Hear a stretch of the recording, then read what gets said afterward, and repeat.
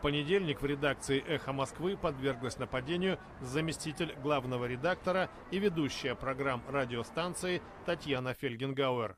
Мужчина, чья личность установлена полицией, нанес ей удар острым предметом в шею. Он задержан. Фотоснимки этого человека и орудия преступления опубликовал руководитель сайта «Эхо» Виталий Рувинский. Некоторые подробности происшествия привел главный редактор радиостанции Алексей Венедиктов. Точно понимая, куда он идет, он прошел вот здесь, прошел в ту комнату и ударил Татьяну ножом в горло. То, что мы знаем.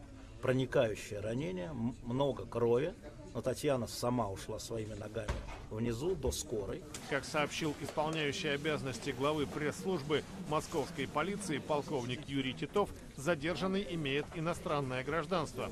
По предварительным данным, поводом для происшедшего послужила личная неприязнь. Значит, нами будет рассматриваться все версии случившегося. В настоящее время на месте происшествия, как вы можете видеть, работает оперативно-следственная группа. Значит, и проводятся мероприятия по установлению всех обстоятельств происшедшего.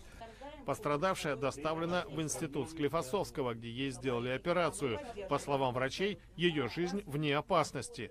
Татьяна Фельгенгауэр работает на радио «Эхо Москвы» более 10 лет. По факту нападения на нее Следственный комитет возбудил уголовное дело по статье «Покушение на убийство».